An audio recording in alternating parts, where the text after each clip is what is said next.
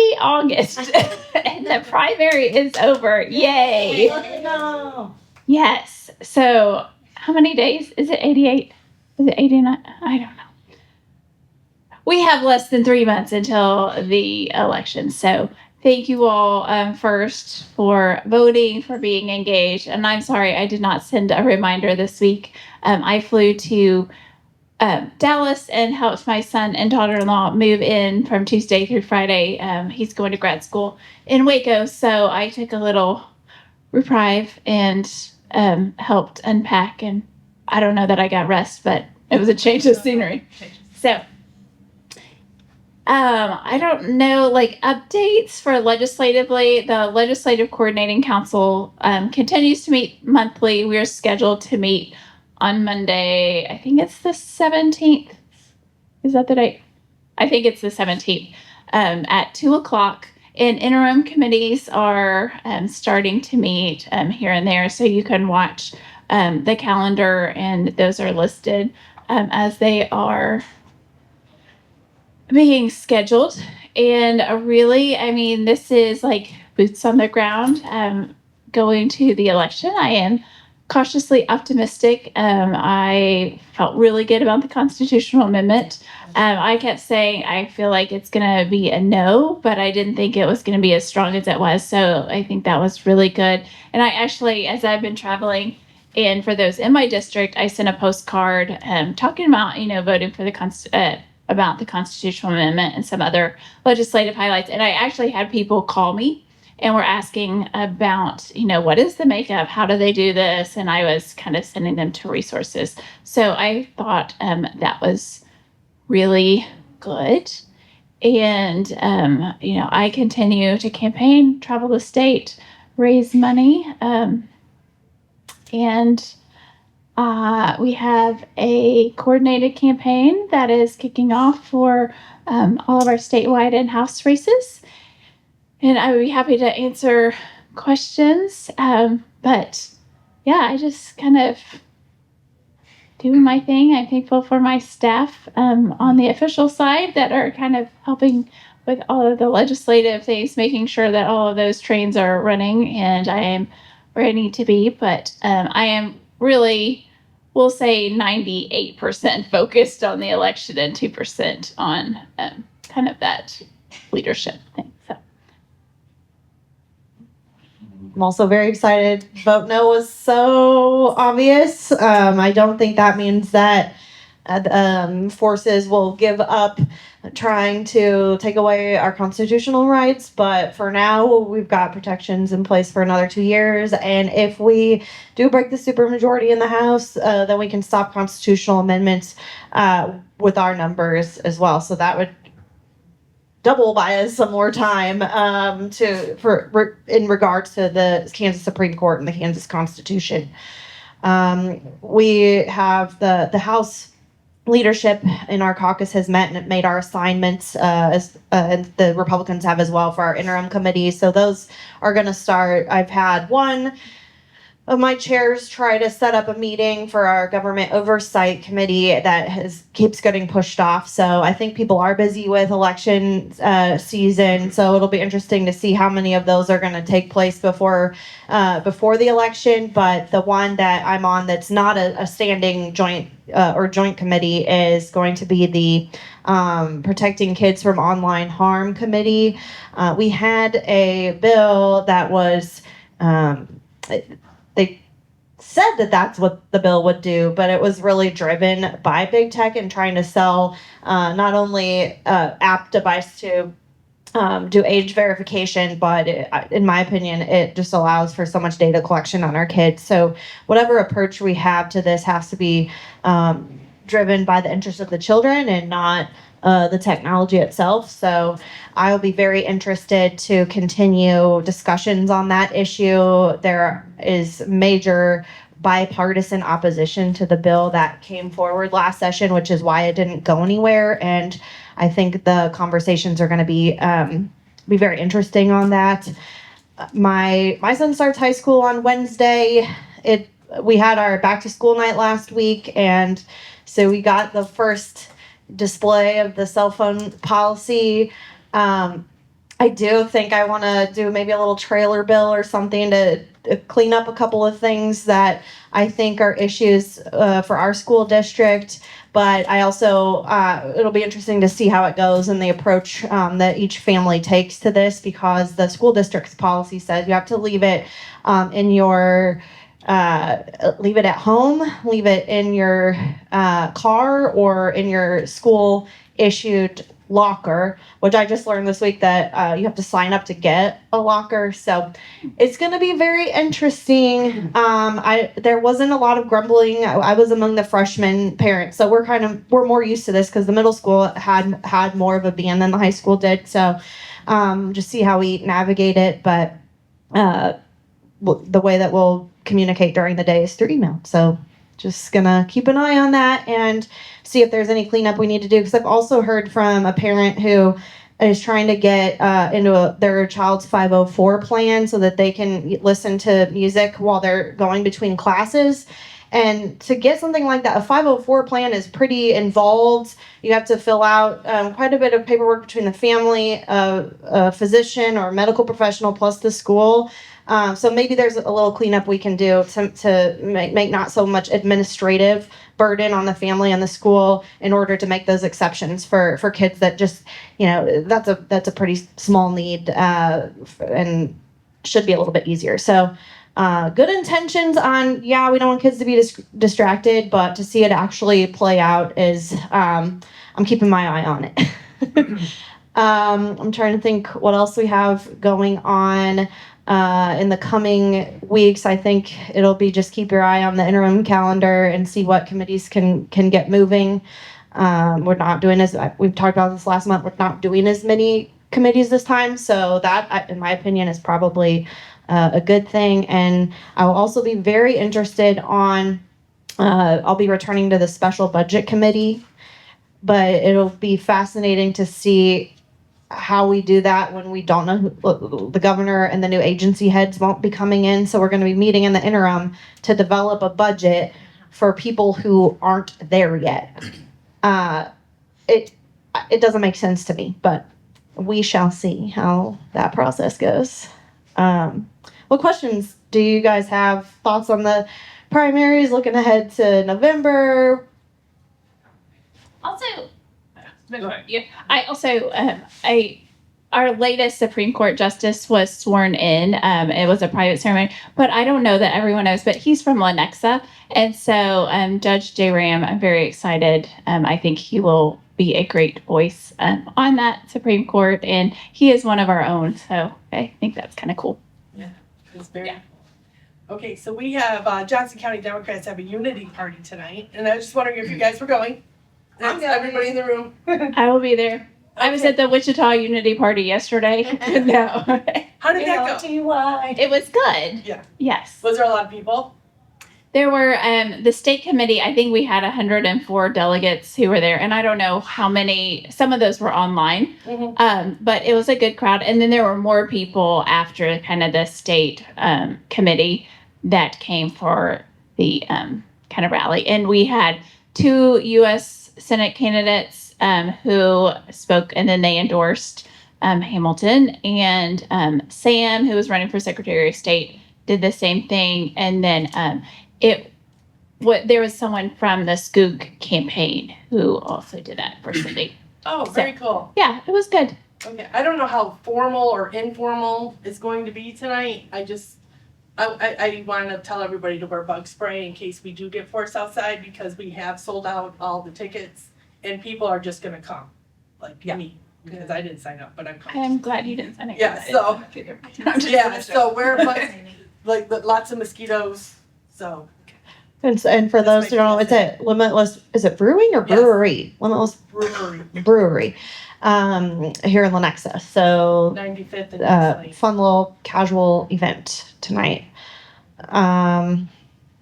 Let's see. I think another thing in the meantime, I did attend the DLCC conference. That's for the group that helps Democratic candidates for legislatures, for state legislatures. So I was very happy to get invited and to get to attend that and hear some of the information that different advocacy groups are hearing about what's on voters' minds, as well as just what is actually going on with things. One of the interesting ones that I attended was about vaccines, and they were sharing polling information that they got from surveying folks. And between Democrats and Republicans, vaccines and disease prevention are still very popular things, especially for childhood vaccines like for the measles and polio. So I think that is something that we need to be talking about, because last session we did have efforts to try to change our school vaccine policies, and we just need to make sure that we're thinking about all the. I mean, so many things are coming at us from the federal government,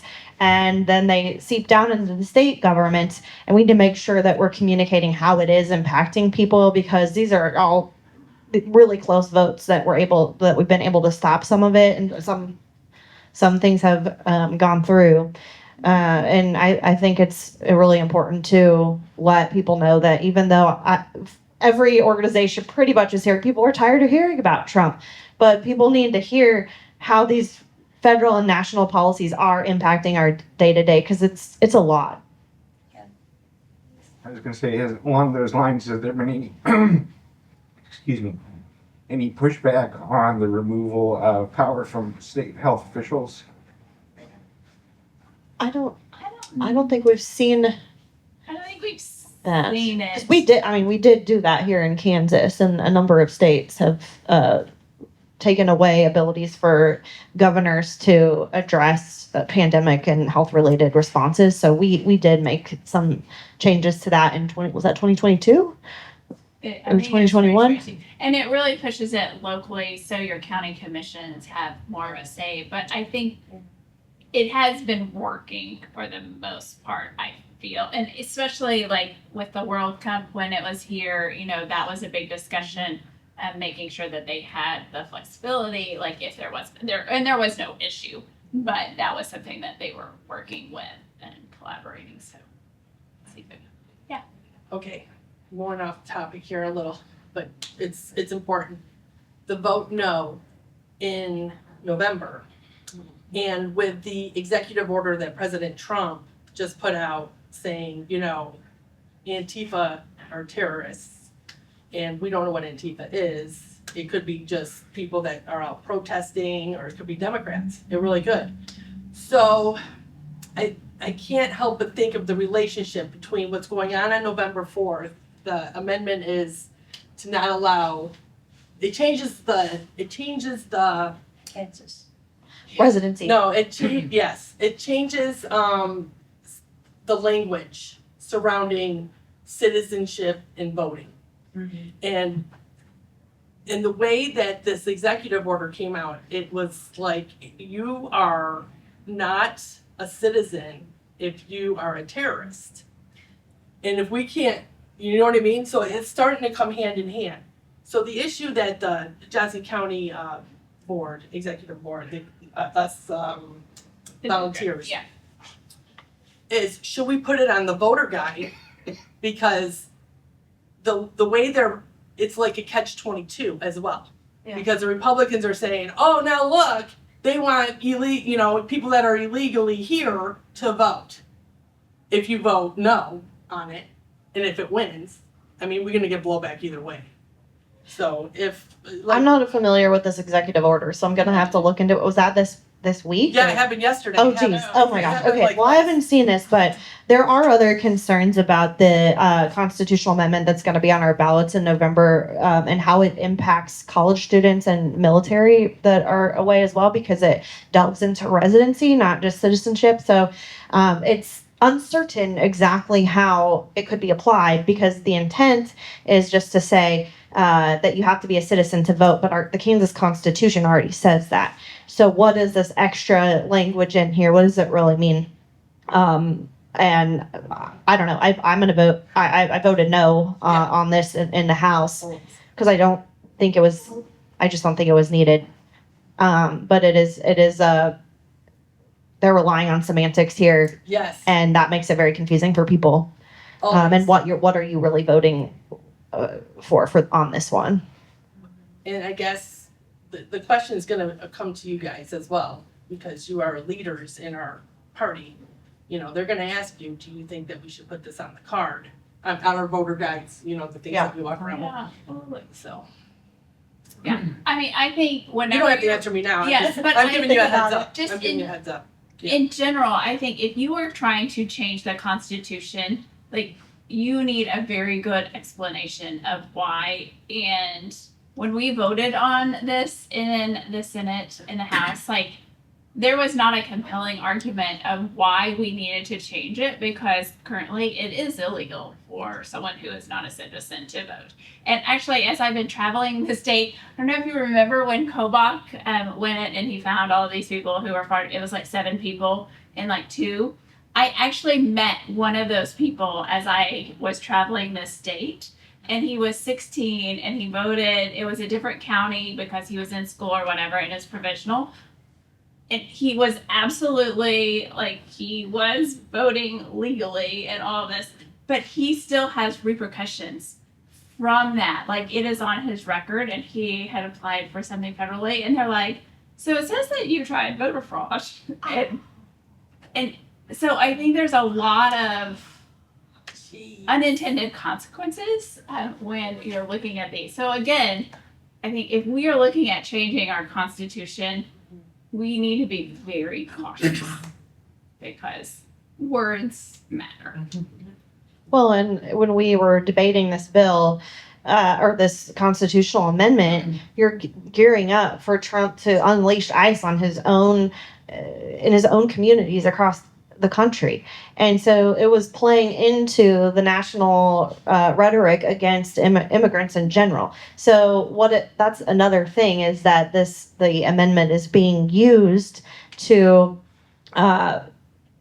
put forth and enhance violent efforts against immigrants as well as American citizens. So just for that very reason, it disgusts me that it's something that we've put forth. So your question is, should attention even be drawn to it by having it on? Is that what Yeah, you were? well, yeah, because they're afraid of the blowback. So they're afraid that the Republicans are going to turn this around and say, you know, these Democrats, look at, they want. They're already going to say that, though. And that's exactly right. Yeah. They are. So my thing is that maybe we don't say vote no. We say this amendment is redundant. You know what to do, or something like that, rather than. I don't know if you can Yeah. tone down the blowback. I mean, I don't know. that's what we're discussing right now. I just want to. Yeah, I think that's interesting. I wanted you all to know. I can understand where people are coming from either way. But the thing I just want to make sure immigrant communities know that we see them, are fighting for them, and that we don't want this to turn into something that reheightens all of the Yes. the fear in many of our cities, like Twin Cities areas, that people are still living in fear. So Well, even in Western Kansas. Yeah. We're living in fear here too. yeah, Yeah. yes, We here got too. the ice Why showed not? up at the Walmart over here.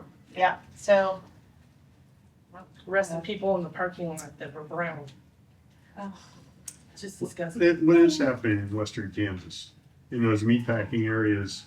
Is ICE staying away from them because of politics or So I know there is some fear, and as I've talked in some, and they're trying to kind of keep it quiet. But I know kids came home and their parents were gone, and but I have not heard anything about the meat packing. And I mean, again, that would devastate meatpacking dairies? the dairies, the meat packing, the feedlots, all of that.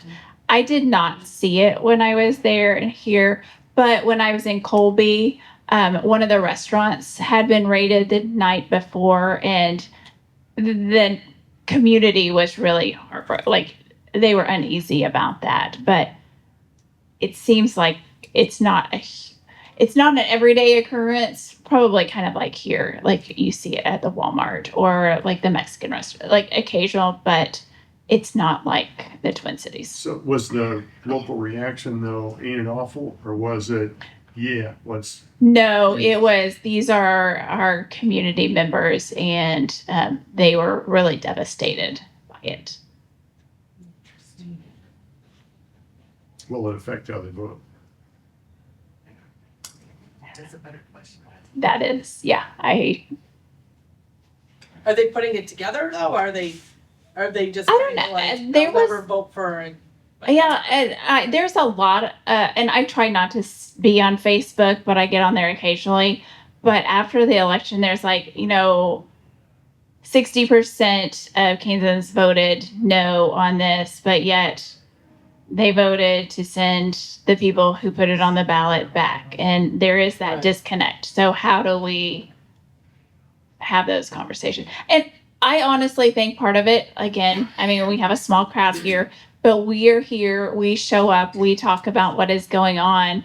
And in a lot of these other communities, their representatives do not show up. So they can put whatever is glamorous and great and talking points on a postcard, and they don't know any different.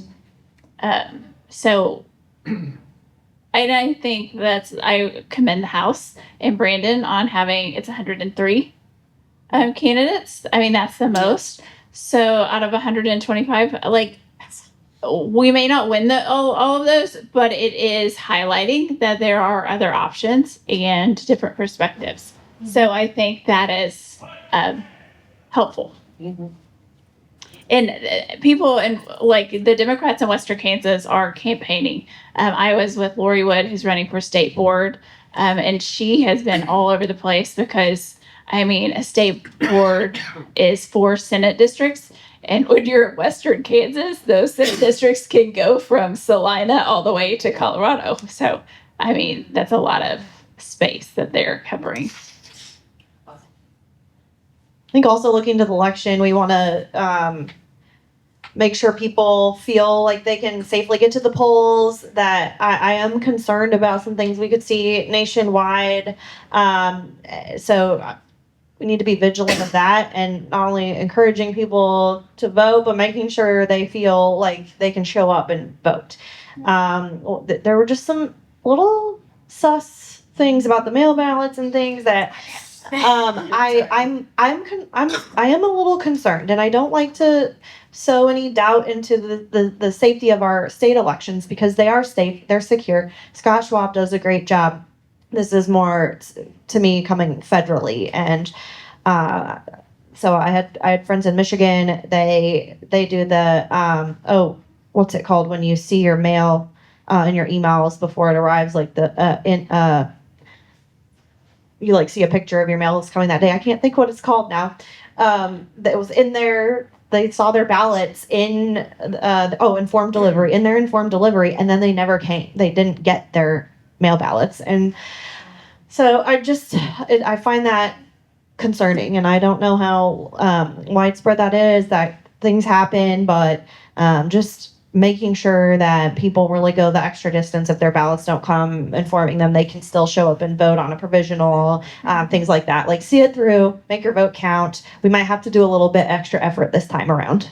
I also, so on that mail ballot, because we've had a lot of issues with the wrong address in Wyandotte County, and but I actually think, so Republicans care about this too, because the Senate Majority Leader was posting, he was like, constituents have contacted my office informing that the United States Postal Office was returning mail ballots due to like the newly enforced PO box.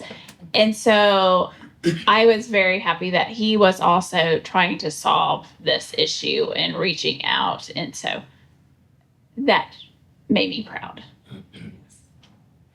You know how that spurred, you know how they found out about that? Sorry, I didn't take the mic over. I don't.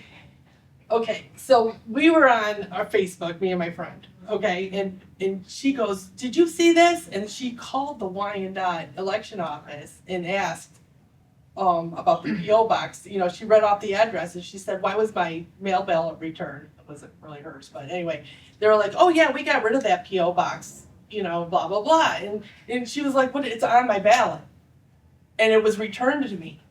So then we called Wes, and then we called all these people, and then and then that's how it spurred. So what I'm saying is that you know, if you have a problem, sometimes Yeah. sometimes social media is, you know, Yeah. a good way to get the word out, and then you have people working on it. Do we know how many that impacted?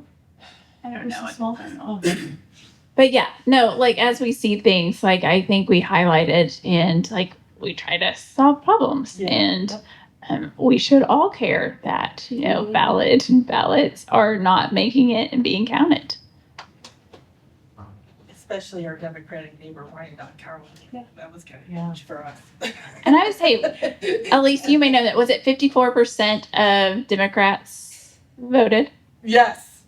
Which we need to increase it, but Yes. yay. Because Yeah, I think I was a little actually a little disappointed with the turnout. 100,000 out of it I mean 250,000. I mean that's half, but I would like more too.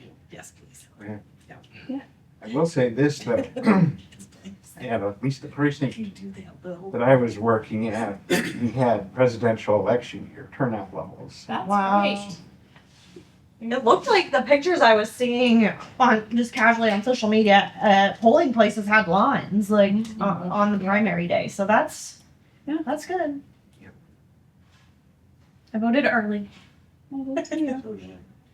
What did you guys think about the early voting locations? The new one. I voted here. Yeah, I First voted time. here. I loved Yeah. voting here.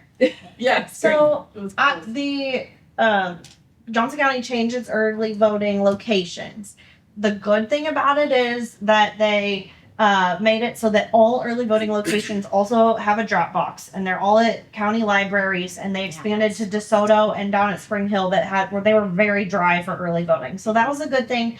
I don't totally understand why we couldn't have kept a couple of the ones that closed. That was really frustrating for the people in those areas. But if you do look at the map, it's like it does make sense, and there are everybody is at least somewhat close to an early voting location now. So I haven't compared the numbers to see like where some of the ones that closed went to vote, like what areas picked up more voters, but I am glad that they expanded out in the areas that didn't really have them. Yeah, something else that I heard when they were talking about how they chose advanced voting locations is that they were making a priority to make sure that all of the locations could be open for the expanded hours for the entire early voting period. That's good. That was Okay. that is another thing. They were all open the whole time. Like it wasn't like you had to look up, oh, this one's going to be opening this day and this. That it was more across the board. So that part of it's good. But a lot of people were definitely suspicious and frustrated that some of the locations closed. But I think it was okay. I don't know. The room here was a little cramped, I thought. It was cramped I here. did It think was. You were like, oh my And gosh. I wonder if because it was the first time, if they weren't sure what, and then maybe. It wasn't very private. I mean, you know. Yeah. Oh yeah. Yeah, I mean, it was in a room about like this, maybe even. I don't smaller even than think. this. I think it was smaller than this. This Yeah. Yeah. yeah. Maybe they could do a bigger one, but I liked the location. But I wonder if it was just they weren't sure how many they would have, and then they. Yeah, there should be a room. It really did look like they just threw a bunch of voting voting booths. I didn't stand in line. I was real early and. Yeah, I didn't have a line, but it was. They were all full. Like you were crammed in the room with Yeah. everybody else. I wonder if they'll look into a different room there for the general. 'Cause- Well, all of the conference rooms in this library are pretty small. It's not like the central. yeah, but resource you could library. probably set it up in like a more open. I mean, Well, just put open it downstairs then. area. Yeah. You know, I don't know. Or they could do multiple rooms. I think Oh, it'll that's be the true. same. I think they're gonna try to go with the same plan because the one thing I really like about it is that you know that the polling places are also drop boxes. Like that's a really good thing. It does make it easier to communicate what the hours are, what the locations are for everything when we're getting out the votes. The hours were a problem in the past because they weren't the same. Yeah. anymore. I Yep. did like the Yep. hours being the same all Yep. across the board, and that was good. Because I just went out to the election office, Mm-hmm. like the, Yeah. well, it was pretty quick out there too. Mm-hmm. We had a lot of people working out there. Heritage, Oh yeah, that's a great. and that place was, to vote. that I was like delightful, except I couldn't get in. They had this was about 4:00 in the afternoon, there weren't the parking lot was at least half empty up at Heritage. And so I went to the doors. I mean, I've done this for years, right? And I tried every single door and they were all locked. Now, I am not a weak person, so it wasn't because I couldn't pull on the thing. So, and there was an election worker just inside of the double door setup. And she finally heard me and I waved and she came and opened the door for me. And I said, I really tried to open this door. I said, but they're locked. And so as I was continuing down the way, another employee of the museum there came and said, "Oh, bet you'd like for me to unlock those doors." And I'm going, Oh my goodness. and I wasn't the only person there voting. You know, it was a handful of people that came in after me and so on. But Interesting. it wasn't crowded. I've forgotten. It was in the middle of the week sometime when I went. But I felt that was really weird. And I was concerned that maybe there had been a problem earlier and they locked the doors and no one was allowed to say a word about it. I have no clue. And I never asked, although I could have. Well, I It think this, scared me. Oh, no. it's the soda place where I was working. They put us in a different room this year than they had been in the past, and apparently the door that they were set to come in locks automatically at a certain hour. And first day we had to tell the people, hey, you need to unlock, make sure this door is unlocked. That doesn't lock automatically, and so after that, they came through and made sure they unlocked it. That makes sense. Yeah. That's probably what happened. You're an early bird, so No, I'm well, sure you it got was there right too at 7. early. It was too early. It was well before 5 o'clock. I'll tell you that right now, because I didn't want to hit 5 o'clock rush hour driving. Right on. So, no, it wasn't that. Oh, okay. I won't buy that. Not for my case. Well, thanks to anyone who was making calls, knocking doors, doing all that. 'Cause Do not trust the mail. Do not trust the mail. Do not trust the mail. So I heard something about the cell phones in schools, and I actually agree with that because in college we read Stolen Focus and all that, and I went to a sociology class, and cell phones are a big problem in the classroom. So I'm just asking this out of curiosity because I think cell phones were really bad when I was in high school and middle school and elementary school, so I agree with that. However, I really feel like the school culture has to change as well because I really feel like, yes, it's a good thing to ban smartphones in school, but I really feel like it's basically pointing at the students and saying, we can't hold you accountable to have your cell phone, so we believe this is what's best for you. So what I'm really worried about is that when I learned in sociology and stuff and connecting it to my experience is where schools here in America, people like in Europe, so they'll see that as prison. Like, oh my God, that sounds like prison. Like I even have my harsh professors even telling me like, oh yeah, my 8-year-old only has like 15 minutes for recess. And if they don't have PE, they only get 15 minutes in their lunch period to get out of the classroom setting and, be kids for a bit.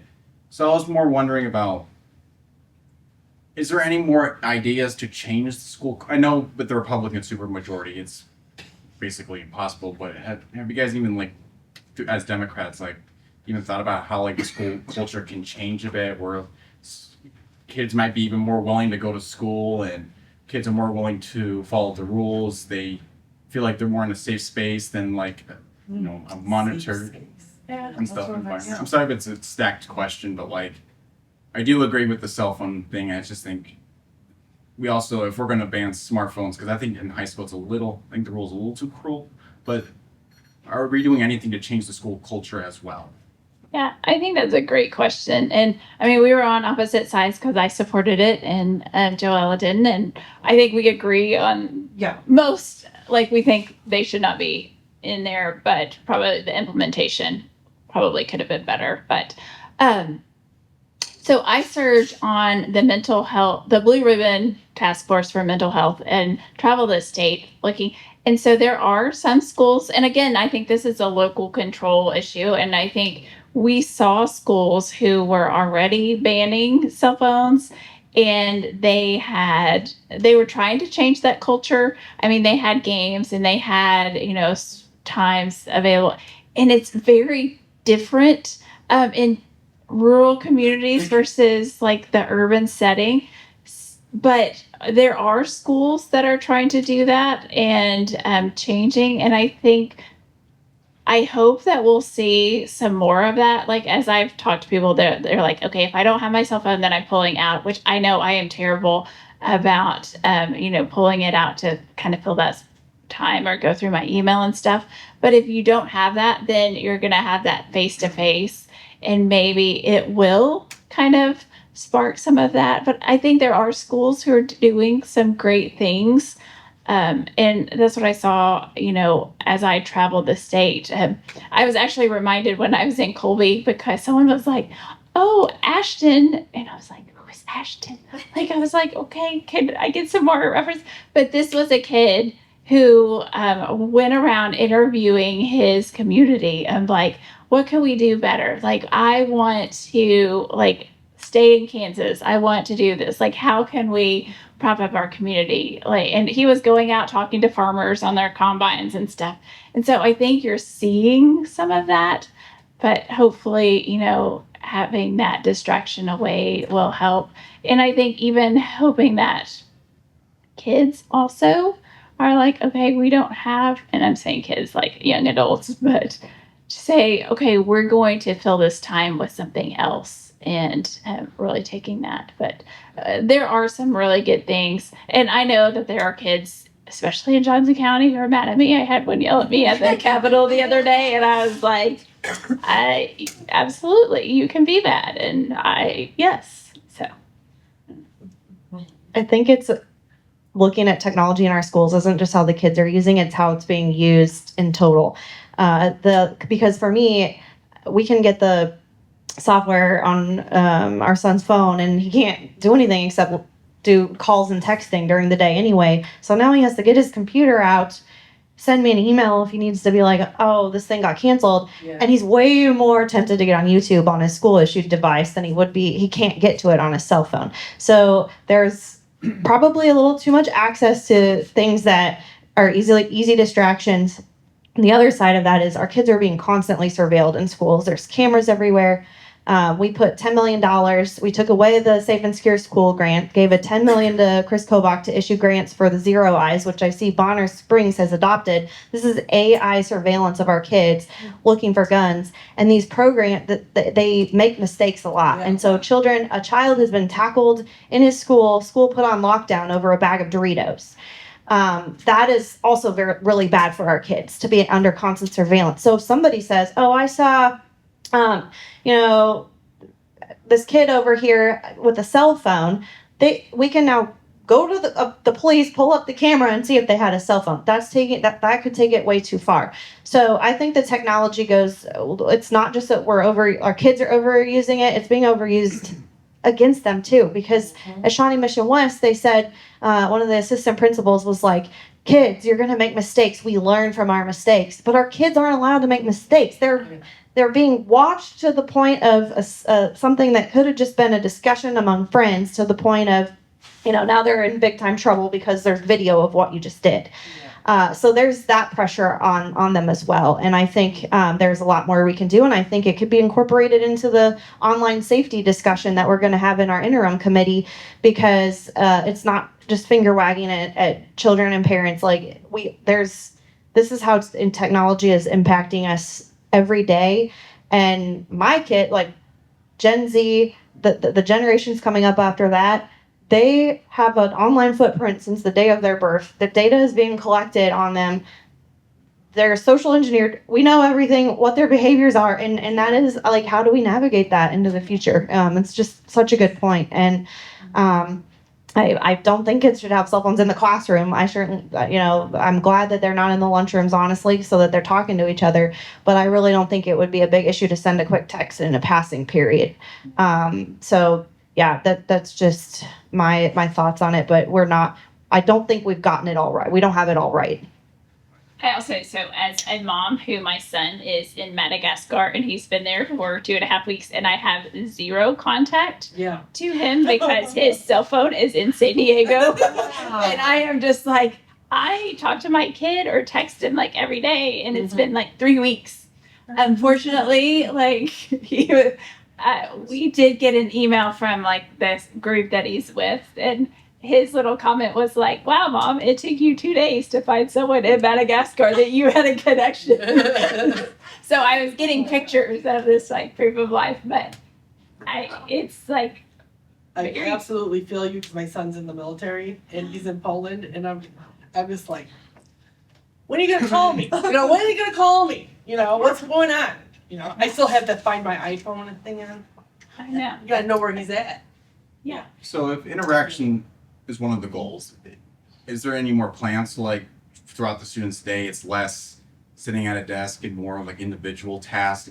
Is there more like integrating to our school system more of like a base where like you still have that individual work, but we're also giving time for these kids to communicate on their own, you know, I haven't been in school in a while, but like have activities on their own. They're like learning how to be on their own compared to constantly surveyed, like she was saying. I think so. I also got to vote on the teacher of the year, so I was watching videos of them teaching, and I think there's some really cool things, and I hope we highlight that. We have like one day in the Capitol where the 9 finalists, because it's for I don't know. anyway, but they all get to talk, and like, but watching what they're doing in the classroom, like, and I think as they're going across the state, being a spokesperson and talking about like, we should do this. I think this class of teachers is looking at how do we do this and make that interaction. So I hope when they're going across and talking in different school districts and stuff that they highlight that, because I do think there's a lot of stuff that we're doing. And I think back to my oldest son. He was a senior during COVID, so he had missed 2 semesters because they were at home. And then his final semester was that when they went back into the classroom, and he is 6'4" and like does not fit in high school desk and all of this. And he was used to like sprawling out and doing his stuff. And for him to go back to the classroom, like literally in April, he was ready to drop out. And we were like, okay, what does he need to do to finish? How can we make this work? But again, I think there are so many other ways to learn and be able to like have your own time, but then work together. And it's not just sitting at a desk with your paper and pencil. And I think we have to change like what we think about as school and how we perceive it. So I also serve on the children's cabinet. And so when you're talking about like preschool and kids, when we were sending, like doing our brochure and stuff with the pictures, like it was kids like in a circle and all this. And I'm like, that is not preschool. Yeah. Like, let's get actual kids and pictures of kids moving and stuff. So I think part of that is shaping, like, what is education? What does it look like? Yeah. Because it is not sitting at that little desk for 8 hours a day. Like, there is so much more, and we need to change that idea of what is school. Because if you haven't visited a high school, when I visited Lake North, and this has been 8 years ago now, I was like, this was more of like a college campus. Like when you're in there and doing the things, and we have to do a better job of highlighting what is actually happening. I feel really good. I'm excited for Shawnee Mission West. Like I was a little nervous since I'm from a small town. That school is so big to me, but the way they do it there, the kids have a seminar period, and it's different on Tuesdays and Thursdays, but there's a long time that they have, and they can travel during that. So they can go like, my son's in marching band, so he could go meet with the trumpet sectionals and do some practice time during that. You can go meet with a teacher if you have questions on an assignment that you've been issued. Like they get to have a pass during that time, go to the library, whatever. So as long as they're getting their work done, work completed, and teachers aren't having issues, they get those freedoms to do what they want during that seminar. So it's like homeroom / catch up on, or as my high school teacher, Mr. Belding, would say, mustard day, to get caught up on your on your assignments that you might be a little bit behind on. So I do feel like Shawnee Mission, I've been very impressed with that part of it that I didn't really know or understand until last Thursday. Right about seminar. If Masterson loses, does he stay on the Senate? We're always meeting with someone. So he made a speech the last day of session and he was like, I'm coming back one way or the other. So I think he would. It has been very interesting. Just because there's a lot of things in flux, like if Masterson wins, if Holscher wins, that one would open up one seat. You know, if I win as insurance commissioner, that opens up a whole new leadership election.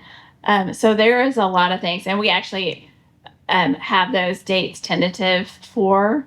The House already has it, but they're calling the Senate like we're going to do leadership elections as well, like, or at least tentatively put it on there. I think he would come back because I think he would want to be a thorn in the side and try to push his agenda, whether he's governor or Senate president. You got a hell of a lot of votes. Hmm? You got a lot of votes. He did. Yeah, I got more votes than him. I wanted to send that to him. No, he did get a lot of votes, and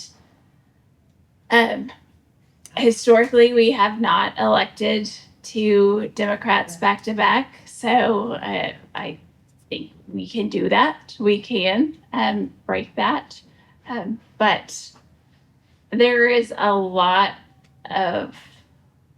There will be a lot of changes regardless of what happens in November. And I think the other piece of the puzzle, I am probably the only one who is normally here who has served under a Republican governor. And you see the ranks of the Republicans, you see more fractions, I think, when they have a Republican in the governor's office than you see when there's a Democrat, because they have to all fall in line against the Democrat. Whereas and I've sat down with many Republicans, some still in office, some are not, and they're like, we actually passed some really crappy legislation. Like, when I look at it, like, that was stupid. I'm like, yeah, I thought so too. That's why I voted no. But they see that, and I think there is a little bit more where they will push back against their own, which I think is really interesting. So, but before I got on the tangent, I think with the House, it just takes 5 seats to break that supermajority. And that is a huge thing. So even if your makeup on the Senate doesn't change and you still have a supermajority there, because the House, it does mean that there's more negotiations, there's more talks and collaborations. And back in 2017, I mean, that's when you saw a coalition of Republicans and Democrats come together to reverse the Brownback tax plan, and because they actually saw this. And talking to legislators who actually supported putting the constitutional amendment on the ballot, like, if you talk to them, they're like, this is dumb. Or, I really liked the federal model. And I'm like, well, why didn't you vote for a federal model? Like, you were a deciding vote. Like, you could have done that. And they're like, well, whatever. But if they're going against their own, you actually see some who will push back a little bit more. So, I think it will be an interesting legislature, regardless of who is in the second floor. And then those changes in leadership, too. I mean, you have the majority leader, who I think, if Ty gets elected president, the majority leader wants to move to president, but then you've got someone else who wants to move there. So you're going to have fractions in that caucus. That's what we need to hear about. Yeah. Any fun license plate stories yet? The obscure license plate thing. Oh, right. Those are. I haven't taken mine off. Oh, it's all right. I am breaking the I law. notice them all the time now. all the All time. the time. And the dealer Yeah. ones, they The- block yeah. it. You've got to take your dealer. So mine is blocked. Kansas is blocked. My little corners are not. But my screws are too long for my license plate. Yeah, What yeah, happened? They do, they hang a little when you, yeah. when you don't put that. And so on. I gotta go get, and then it was like an ordeal. The sheriff of Potawatomi County highlighted it in an editorial to the local papers, so that people would be aware. I have seen a few news stories and things, and I got called about it, and I was like, why am I the one that has to explain this? I didn't even want this. I did end up voting for it, but that's because I got my amendment on to do the grace period, so it's only a warning from when it went into effect until January of next year. So if you do get pulled over for blocking, it's not even blocking, for if it covers any part of the state name, you can, that's against the law now. So Is it really for flock cameras and not for what it was? no. So this came to us in House Transportation Committee because of a court case. An individual had been pulled over, vehicle searched, and they found methamphetamine or some sort of drugs. So he gets charged, convicted, and then his attorneys argue that there wasn't a valid reason for him to be pulled over based on the state law, that it said you couldn't block the state name because the state name was clearly visible in the picture. And so the judge actually overturned the conviction and saying it was unreasonable search. So this law now clarifies that it's even partially blocking the state name, that it would be against the law. So the similar law was already on the books, but the good thing about that law is that the penalty for blocking the state name or having a plastic cover over it. Plastic covers over it in total are completely illegal, always have been, still are. But it was $2,500 and possible jail time. And we reduced that penalty with this bill down to $60, no jail time. So it's just a traffic infraction now instead of, it was in the criminal code before. So when we made that change, it moved. So it's actually less of a penalty now. But it does broaden it to how you could get pulled over for having those. So I, again, recommend, I would not have a license plate little border cover on your vehicle. Dinah? It's cute, but it could get you into trouble. Like when I tried to take it, I got a metal split. This is. I'm gonna take it off. But if you do get pulled over now, it is just a warning. So that at least gives time to educate people about the change. Are police officers unable to recognize the Kansas license plate without seeing the name on it? Well, so it's any state, yeah. So it would apply to anyone traveling through the state. If No, you have, I mean, Oh, my goodness. we have a pretty unique license plate. Uh-huh. Police officers can't recognize that without seeing if Kansas is on it. I mean, that's kind of ridiculous. I agree. I don't think that a partial blocking should constitute a reasonable stop, but that is the clarification now. So it leaves it. Yeah, I guess it leaves it. It does make it clear now that you really shouldn't. I mean, basically, we've said you can't have those. Which probably would have been easier just to say that. But Right. Exactly. Yeah. Well, that'd be too simple. it's ridiculous, but all in all, it did reduce the crimes and penalties for that, which were outrageous. So I decided that thing did more good than bad, but I was very frustrated by that bill, and I did. But it does still give police officers a reason to pull you over. I mean, It does, yes, and those lead to investigatory stops, and that's the ones where we tend to have issues. So it's I just don't think anybody. I recommend don't have those. I don't. we've got to put the word out nationally, though. Yeah. Because that's alarming. Well, and it does. I mean, because we do have the readers that go through for the cashless tolling, but that really was not the reason that we did that. They do need to be readable, but that's all. Your plate has to be readable. This is much more specific than that. I have a thing you can fix next year Oh. on the polling. Totally. Yeah, I got a call from someone. They got a call from collections because they forgot their password. Yeah. To they moved and they could not get in to pay, and it's if you don't have your K tag set up automatically, it is hard. I had a rental car and trying to pay, and which I think I paid astronomical prices while I had a rental car, but they got collections got called because, and she's like, I have tried to pay this so many times. Oh. Okay, yeah, I do You want to know should get about that bar that. I know, I need that. Yeah, and you can go out to Lawrence and get that because I've used some rental cars and I put it up there. I have to notify them when I get that vehicle. And so if I get the vehicle early enough, I can notify them, give them the tag number, give them the type of vehicle it is, and they will put it on here so you can go through now. I don't know how far, I know ours goes Kansas, Oklahoma, and the northern half of Texas, but I don't know if it goes all the way through Texas yet, and Florida.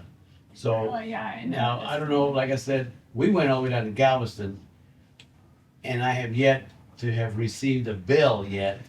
So, because it seems like anywhere you go in Texas, it's a toll tag. Yeah, we were So, on that. I was like I said, went down to Galveston, and there was a few of them. I just told my wife, just keep driving. If we get a bill, we'll pay it. Or I'm sure Kansas will take care of it. I told her. She's like, okay. We just kept going, but I haven't seen anything. I think the rental company gets billed. They do. the Yeah. rental company gets billed. And then they send because it to you and charge you. I think they upcharge They you get- that, they like a get an processing. upcharge. Yeah. There's an We upcharge. did mention that to the It's rental just easier. company, and Yeah, they said, it's- they said, don't worry about it. That's what the lady told us. Don't worry about it. We pay the whole bill, and Yeah. if there's a problem, we'll let you know. If not, we can't pinpoint it to whoever it was, So that was Hertz, in case you want to rent from them. So Okay, I do. I know how. I do want to thank you for that. Did you see Ethan or yes, no? Oh, yes, you did. Okay. yes, we got. Because I got a message from you on somewhere else too. I was like, oh, I only found him. Yeah, we talked to Ethan, and Ethan and his wife are not too far from. Yeah, they live just by the Price Chopper off of Woodlands. They were right here, but now they're over. No, they live off of just between Lackman and they're just around the corner from me off 89th Street. I know they moved. Yeah, they did. They were living in some apartments over by. Oh, they moved? They bought a house off of Lackman. So. Oh, you didn't tell me that. Oh, whoops. It's But yeah, he's going to be transitioning to another organization starting in October, I think it is. in October. All right. For Everyone's leaving. fundraising. Oh, shouldn't be down. No, it's fine. What else we got? I don't know what time it is. 3. It's 3 o'clock. 3 o'clock. More question. So let's say Cindy Holscher wins. I know it's not good to look at, but because if Cindy Holscher wins and we're able to break that Republican supermajority, is there things that we can at least change immediately? Because I guess if there's no supermajority, the governor has executive powers to at least change some things, right? Yeah, some things that would immediately change, and that would also depend on how many seats. But committee makeup can change. We would keep really good agency folks, have smart budgeting, and I mean, Cindy would be able to say as governor, here are the priorities that we have, and if they're not met, nothing else is getting through. I mean, you can start off negotiating and say, you can have these things, we'll have these things, and you actually really truly have to work together because if we can sustain every single veto, the Republicans wouldn't be able to accomplish anything. And if the Republicans refuse to send anything to the desk, then Democrats wouldn't be able to accomplish anything, and then we're just wasting Kansas time and money. So, there would definitely be possibilities to pass positive legislation, but we'd also be able to stop all the really, really bad stuff. Bad stuff. Yeah. What has Laura Kelly, what does she have to go through every day where, she's like, well, because of the Republican supermajority, her veto is, useless, and, it feels like it would be a really awful position to be in where. Yeah. We had no. So prior to the last 2 years, we had a coalition and we were able to really, they could not override vetoes. And then for the last 2 years, it's been really bad. There weren't a lot of times to negotiate because my first 2 terms where the supermajority was much closer, the biggest negotiations were through the budget process, and she was able to get a lot more of her priorities in there, being like, okay, well, you can have this because the line item veto is pretty big for the budget, where she can just take out the stuff that she doesn't like. But this time they were able to override even a lot of those. The first couple times, most of those stood in place. So, yeah, it definitely makes a huge difference if they don't have the automatic ability to override. Thank you. Would you do some funding for the cell phone bill then? Because obviously it's gonna cost money for them to implement this. I mean, some school districts are not adding any new infrastructure or devices. Their interpretation is leave it at home, leave it in your car, or in a school, inaccessible in a school issued locker. So at this point, as long as there aren't any issues with that, funding shouldn't be needed for that bill. But before I would do that, I would rather, in the House, we had an amendment to say that they have to be stowed away during the day instead of inaccessible. So I think if that isn't the interpretation, there are ways to correct it so that we don't have to spend a lot of money in our school districts to implement the law.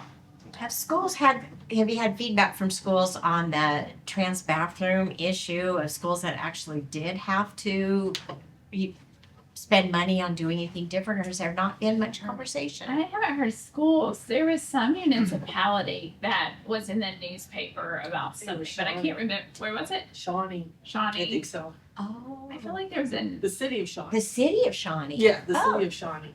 I know Shawnee Mission didn't make some sign changes. I just know this anecdotally. So, and I don't know which building it was. There was a bathroom that they had, probably a teacher staff bathrooms, and it was like an individual stall. And I guess I don't even know that. So they had an individual men's restroom, individual women's restroom, and now they are just both unisex. So that then. Gotcha. Yep. The Roland Park farmers markets like that, they have really nice restrooms, stuff like that. Then they're unisex. and it's unisex. They kind of forced you. I mean, they kind of Which forced then, you yeah, into which that. then So you what are used to gonna have do? a men's and women's. Then you could, it's like, it's, How many They horror just didn't stories think have you this- heard? Like, a father has 2 daughters and he didn't want to take them into the nasty men's room, so he went into the women's room with his young daughters, and Yeah. now he's in trouble. And you're just like, what the heck? You see, now that's not what you meant, but that's what's happening. yeah, exactly. It is exactly. So, well, everyone enjoy the last few days of summer. I'm ready for some cool fall weather. Hopefully we have a cool That would be great. I don't remember having one last.